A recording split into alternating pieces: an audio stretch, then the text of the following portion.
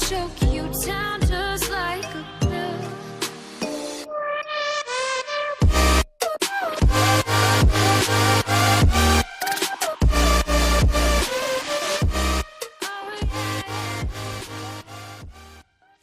Hey guys and welcome back to Avengers. तो सबसे पहले एक बात ध्यान से सुनना, यह एपिसोड अब तक का रिलीज हुआ आखिरी एपिसोड है। इसका अगला एपिसोड 14 तारीख को रिलीज होगा और 15 को मैं उस पर वीडियो बना पाऊंगा। तो पिछले एपिसोड में आपने देखा खॉन्सू कई सारी डायमेंशन से आ रहे मेफिस्टो को मारता जा रहा है। दूसरी जगह Avengers Iron Fist, Doctor Strange और रोबी को ढूंढ निकालते हैं। उधर आयरन मैन और कैप्टन मार्वल स्टार ब्रांड बच्चे की प्रोटेक्शन कर रहे हैं और उसे लेकर वो मून की तरफ चले गए। मून नाइट हेल्थ चार्जर को लेकर मून पे घूम रहा है। मेरे नाम से आप लोग बेवकूफ़ मत बनना, नाम तो मैंने वैसे ही रखा हुआ है। मून नाइट के तौर पे मैं ऐसी जगहों पे जाता हूँ जहाँ पे मून लाइट अक्सर नहीं पहुँचती। गली, सीवर्स, बेसमेंट के कसाई खाने, ऐसी जगह जहाँ आपको नर्स लोगों की हत्याएं करती हुई मिलेगी और ऐसी नन्स मिलेंगी जिनके चेहरे उखड़ रखे होंगे। तो मेरे टाइप के लोगों को तो जानते ही होगे क्योंकि मैं पंच मारना प्रेफर करता हूँ। लेकिन आज मैं स्पेस में एक जलती हुई कार चला रहा हूँ। एक स्टार पावर्ड सुपर बेबी को ढूंढ रहा हूँ ताकि शायद मैं इस प्लैनेट को डेविल से बचा सकूँ। वो डेविल जिसे मैं पहले ही एक मैजिक हैमर से मार चुका हूँ। आखिर मैं क्या सोच रहा था कि मैं क्या कर रहा हूँ? मैं अपने आप से कई बार यही सवाल पूछता हूँ, लेकिन ऐसा लगता है कि मेरे वाला गॉड मेरी बात नहीं सुन रहा। इसलिए मैंने अपनी आंखें बंद की और अंधकार से पूछा और वो जवाब मुझे मिल ही गया। मून के ऊपर कोई मून नाइट के पास आया और उसने कहा, तुम गलत गॉड के सामने प्रार्थना कर रहे हो स्पेक्टर। तभी मून नाइट लड़ने के लिए तैयार हो जाता है। उसने पूछा, कौन हो तुम? वो आदमी कहता है, तुम गलत गॉड के सामने प्रार्थना कर रहे हो स्पेक्टर, आसमान की गलत रोशनी के सामने। स्पेक्टर ने पूछा, किसने कहा कि मैं प्रार्थना कर रहा था? तो वो आदमी कहता है, मैंने कहा। मैं तुम्हारी प्रार्थनाओं को देख सकता हूँ, ठीक उसी तरीके से जैसे मैं मून लाइट के अंदर छोटे मोटे कीड़ों को भी देख सकता हूँ। और मुझे ये भी पता है कि तुम प्रार्थना क्यों कर रहे हो।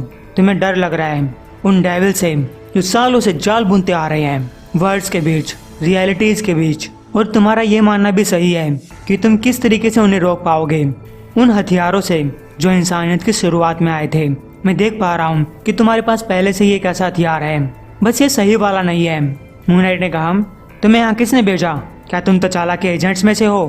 तो वो आदमी कहता है, मैं हमेशा यहीं रहता हूँ, यहीं और कहीं नहीं। क्या तुम इन अनब्रेकेबल कॉस्मिक चेन्स को नहीं देख पा रहे? और मैं कोई नहीं हूँ, अब नहीं। मून नाइट कहता है, रुको, शायद मैं तुम्हें जानता हूँ। उस आदमी ने कहा, क्या तुम मुझे जानते हो या फिर तुम्हें वो चीज़ दिखाई दे रही है जो खॉन्सू तुम्हें दिखाना चाहता है? और गाइज इस बात को ध्यान रखना, मून नाइट ने आगे कहा, मैं तुम्हें जानता हूँ लेकिन तुम यहाँ पे नहीं हो सकते क्योंकि मैंने तुम्हें मरते हुए देखा था यहीं मून के ऊपर, जब निक फ्यूरी के पापों की वजह से वो हेल में चला गया था। वो आदमी कहता है, हाँ, निकोलस जे फ्यूरी काफ़ी लंबे टाइम से मर चुका है, लेकिन वो साइलेंट वॉचर जिसका नाम द अनसीन है वो अब भी जिंदा है। अगर तुम इस चीज़ को जीना कहते हो कि मुझे ज़बरदस्ती वर्ल्ड के इवेंट्स को देखना पड़ता है लेकिन मैं उन्हें बदलने के लिए कुछ नहीं कर सकता, ये मेरा कभी न ख़त्म होने वाला श्राप है। लेकिन वो श्राप आज के दिन तुम्हारे लिए वरदान बनकर आया है क्योंकि मैंने काउंसिल ऑफ रेड के कामों को देखा है। और गाइस, काउंसिल ऑफ रेड का मतलब है काफ़ी सारे डायमेंशंस के मेफिस्टो। उनका प्लान टाइम और स्पेस में ऐसे घूम रहा है जैसे भूखे नंगे कीड़े घूम रहे होते हैं। मैं तुम्हें दिखा सकता हूँ कि मुक्ति के लिए कैसे प्रार्थना करनी है, लेकिन मैं तुम्हें वार्निंग दे रहा हूँ कि ये प्रार्थना तुम्हें किसी मून गॉड से नहीं करनी होगी। अर्थ को बचाने के लिए तुम्हें उससे प्रार्थना करनी होगी जो अर्थ को खाने की कोशिश कर रहे हैं। प्रेजेंट में मून नाइट ब्लैक पैंथर के साथ लड़ रहा है। ब्लैक पैंथर ने कहा, रुक जाओ मून नाइट, मैं तुम्हारा दुश्मन नहीं हूँ। तो मून नाइट कहता है, तुम मरते दम तक झूठ बोलते रहोगे क्या? ब्लैक पैंथर ने कहा, स्पेक्टर तुम बेवकूफ़, अपनी आंखें खोलो इससे पहले कि मैं तुम्हारी आंखों को हमेशा हमेशा के लिए बंद कर दूं। तभी मून नाइट अपना हथियार निकाल लेता है, लेकिन उसका ये हथियार भी वाइब्रेनियम सूट का मुकाबला नहीं कर सकता। ब्लैक पैंथर ने कहा, तुम्हारे गुस्से ने तुम्हें अंधा कर दिया है मार्क, ये तुम नहीं हो, तुम्हारी कोई भी पर्सनैलिटी इस तरीके से बिहेव नहीं करती। मून नाइट कहता है, तुम तो ऐसे बात कर रहे हो जैसे तुम मुझे जानते हो, अपना मुंह बंद करके चुपचाप मर क्यों नहीं जाते? ब्लैक पैंथर ने उसका हथियार तोड़कर कहा, मैं जानता हूँ स्पेक्टर, मैं जानता हूँ वो क्या चीज़ है जिससे तुम डरते हो और मुझे पता है ये चीज़ तुम्हें पागल बना रही है। मैं तुम्हारी मदद कर सकता हूँ। वकांडा के अंदर काफ़ी सारे मेंटल हेल्थ हॉस्पिटल हैं, इस लड़ाई में हम एक दूसरे की मदद कर सकते हैं। मून नाइट ने कहा, तुम्हें लगता है कि मैं तुम्हारे बोले हुए एक भी शब्द के ऊपर यकीन कर लूंगा? यह सब तुम्हारी वजह से हो रहा है।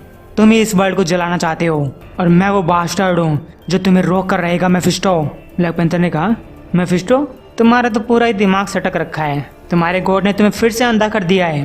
तो गाइस अब हम बताते हैं कि इस लड़ाई की शुरुआत कैसे हुई। ब्लैक पैंथर मून पीस्ट को हराता हुआ खोंसू के पास पहुंचता है और उसने कहा, अपने हथियार फेंक दो खोंसू, मुझे एक एल्डर गॉड को उसके घुटनों पे लाने में मजबूर मत करो। खोंसू ने कहा, तुम किसी गॉड की चिंता मत करो पैंथर किंग, ये मेरे पीछे देखो तुम्हारा असली दुश्मन जो काफी सारी डायमेंशन से वेव की फॉर्म में मुझसे लड़ने आ रहा है। तुम मुझे ये बताओ कि हमें मेफिस्टो को कैसे रोकना है। O mighty king of Avengers, Black Panther ने कहा, तुम इसे इस वर्ल्ड के ऊपर कब्जा करके या फिर इन सारी पावर्स को चुरा कर नहीं रोक सकते, जो पावर्स कभी तुम्हारे पास होनी ही नहीं चाहिए थी। तुम यहाँ पे सिर्फ हमारे डिफेंसेस को कमजोर कर रहे हो, तुम खुद डेविल का काम उसके लिए कर रहे हो। तभी खोंसू हैमर को ब्लैक पैंथर की तरफ भेजता है। तुम पैंथर्स हमेशा झूठे गॉड और झूठे डेविल्स को मानते आए हो, लेकिन उनमें से कोई भी गॉड या डेविल तुम्हें अब नहीं बचा सकता। लेकिन गाइस वो हैमर ब्लैक पैंथर के ऊपर हमला करने के बजाय उसके साइड से निकल जाता है। उसने कहा, हेलो ओल्ड फ्रेंड, और फिर ब्लैक पैंथर हैमर को इस तरीके से घुमाता है जैसे वो खुद उसे कंट्रोल कर रहा हो। उसने कहा, म्योनिर मेरी प्रजाति को जानता है, वो हमें अच्छे से पहचानता है। पैंथर किंग का खून मेरे रगों में बह रहा है और मैं तुम्हें विश्वास दिलाता हूँ, हम सभी मेफिस्टो के साथ काफी लंबे टाइम से लड़ते आ रहे हैं, क्योंकि गाइस 1 मिलियन साल पहले पैंथर किंग भी उस हैमर को उठा चुका है। खोंसू ने कहा, नो म्योनिर मेरे पास आओ, तुम मून रॉक से बने हुए हो और तुम्हें मेरी बात माननी ही होगी। लेकिन वो हैमर खोंसू की बात नहीं सुनता, वो दोनों हैमर को अपनी अपनी तरफ खींचने लगते हैं। ब्लैक पैंथर ने कहा, तुम मोरू मेटल को कंट्रोल कर सकते हो, लेकिन उस स्पिरिट ऑफ पावर को नहीं जो इसके अंदर रहती है, ठीक तुम्हारे इन क्रॉस की तरह जो तुमने अपने गले में लटका रखे हैं। इस प्लैनेट के सबसे महान हथियारों को मैं तुम्हारे हाथों पालतू नहीं बनने दूंगा। लेकिन फिर शायद ये तुमसे आज़ाद होना चाह रहे हैं, वो चाहते हैं कि एक दोस्त इनको आज़ाद करे। वकांडा के राजा के पास आओ और आज़ाद हो जाओ। तो guys Black Panther Iron Fist और डॉक्टर स्ट्रेंज वाले क्रॉस को अपनी तरफ खींचने लगता है। लेकिन फिर आप ये सोच रहे होंगे, क्या थोर इतना वर्दी नहीं है कि म्योनिर उसकी पुकार सुन सके, जबकि वो ब्लैक पैंथर की पुकार सुन रहा है। खैर ब्लैक पैंथर की पुकार सुनकर मून नाइट वहाँ आ पहुंचा। उसने कहा, हेलफायर ने तुम्हारी पुकार सुन ली और इसीलिए मैं इसका इस्तेमाल तुम्हें मारने के लिए नहीं करूँगा, क्योंकि तुम्हें मारने के लिए मैं वो तरीका अपनाऊंगा जो मैं हूँ, एक फिस्ट। ब्लैक पैंथर ने कहा, रुक जाओ मून नाइट, मैं तुम्हारा दुश्मन नहीं हूँ। लेकिन उधर खोंसू हेलफायर की तरफ बढ़ते हुए अपने मन में कह रहा है, वो तो अच्छा हुआ कि मैंने सोर्सर सुप्रीम की मैजिक का यूज़ कर लिया। मून नाइट को ब्लैक पैंथर की जगह मेफिस्टो दिखाई दे रहा है। अगर मेरी किस्मत अच्छी रही तो वह पैंथर को मार डालेगा, क्योंकि हमें पैंथर का खून चाहिए। लेकिन जब तक पैंथर मारा नहीं जाता, मुझे इन पावर्स को पैंथर से दूर ले जाना होगा और इन पावर्स का यूज़ करके मैं उस महान हथियार को हासिल करूँगा। तो गाइस ब्लैक पैंथर का ध्यान बढ़ चुका था, इसीलिए खोंसू फिर से हैमर के ऊपर कंट्रोल कर लेता है। वो हैमर से कहता है कि मुझे स्टार ब्रांड की तरफ ले चलो, जबकि ब्लैक पैंथर कह रहा है, स्पेक्टर मैं मेफिस्टो नहीं हूँ। वो स्पेक्टर की नाक तोड़ देता है। मून नाइट ने कहा, मैं जानता हूँ तुम कौन हो डेविल, लेकिन शायद तुम ये नहीं जानते कि मैं कौन हूँ। मैं डेविल्स का चेहरा काट लाता हूँ और उन्हें तब तक पीटता हूँ जब तक उनका रायता ना फैल जाए। और तुम मेफिस्टो, तुम मेरे लिए सिर्फ एक डेविल हो। तभी ब्लैक पैंथर उसे पीटने लगता है। उसने कहा, तो ठीक है मून नाइट, इस वर्ल्ड को बचाने के लिए मैं तुम्हारा डेविल बनूंगा। तो ब्लैक पैंथर की मार खाते खाते मून नाइट को उस वाचर द अनसीन की बातें याद आने लगती हैं कि तुम एक गलत गॉड के सामने प्रार्थना कर रहे हो। उसे काफ़ी पीटने के बाद ब्लैक पैंथर ने कहा, तुम्हारा हो गया है, फिर मैं और पीटूं? क्या इतना सब तुम्हें ये दिखाने के लिए काफ़ी है कि तुम्हारा गॉड तुम्हें अंधा कर रहा है? तभी मून नाइट कहता है, मैं जानता हूँ ये तुम हो तचाला, मैंने 10-12 पंचेस पहले ये सोचना बंद कर दिया था कि तुम मेफिस्टो हो। ब्लैक पैंथर ने कहा, तो फिर तुम हमारा टाइम वेस्ट क्यों कर रहे हो? तुम्हें पता है ना कि कौन से स्टार ब्रांड बच्चे के पीछे गया हुआ है। लेकिन गाइस फिर भी मून नाइट ब्लैक पैंथर के साथ लड़ने से नहीं रुकता। उधर आयरन मैन और कैप्टन मार्वल स्पेस में जा रहे हैं। आयरन मैन उस बच्चे के बारे में कहते हैं, ये तो काफी खुश लग रही है, लगता है ये स्पेस ट्रैवल करने में माहिर है। कैप्टन मार्वल ने कहा, मार्स के ऊपर एक पुराना अल्फा फ्लाइट सेफ हाउस है, हम वहीं जाके रुकेंगे। टोनी ने कहा, मुझे कोई फर्क नहीं पड़ता कि तुम इस बच्चे को कहाँ ले जाती हो, जब तक तुम इसे अर्थ और मुझसे दूर लेकर जा रही हो। कैरोल कहती है, टोनी जब ये सब खत्म हो जाएगा तुम और मैं एक सीरियस बातचीत करने वाले हैं कि स्टोन एज में तुम्हारे साथ क्या हुआ था। और सीरियस से मेरा मतलब है कि अगर मुझे तुम्हें पीटना भी पड़ा तो मैं तुम्हारा मुंह खुलवा के रहूंगी।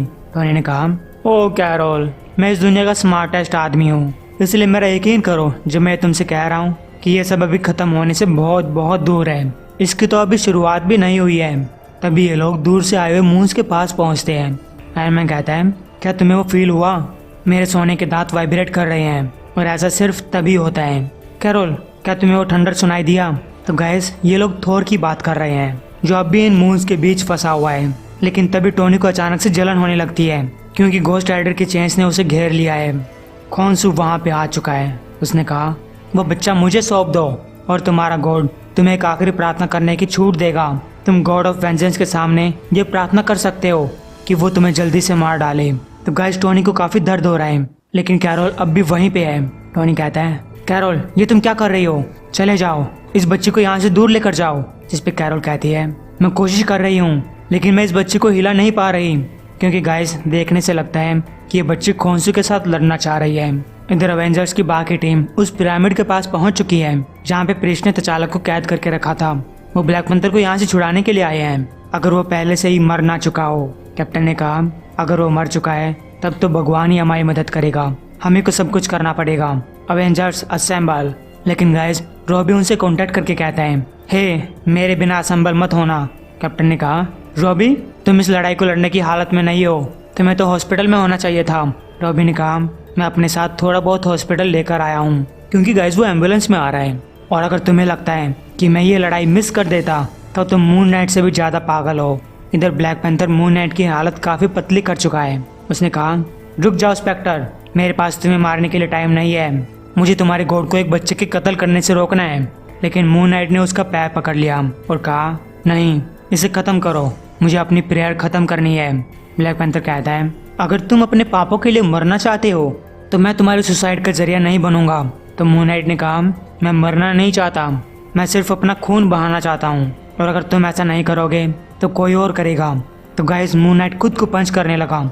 उधर कैरोल पूरी ताकत के साथ स्टार ब्रांड बच्ची को हिलाने की कोशिश कर रही है और खोन्सू कह रहा है, ये बच्ची, मैं स्टार ब्रांड की पावर को फील कर सकता हूँ, इसे मेरा होना ही होगा वरना ये वर्ल्ड्स मारे जाएंगे।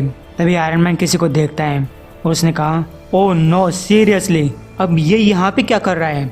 उधर ब्लेड कह रहा है, देखो मैं सिर्फ एक वैम्पायर हूँ, लेकिन अगर आसमान में हर जगह चांद छाया हो तब तुम एक मून गॉड को नहीं रोक सकते। हम उसे हर्ट करना चाहते हैं, अगर हमें उसे दर्द पहुंचाना है तो हमें वापस सूरज को लाना होगा।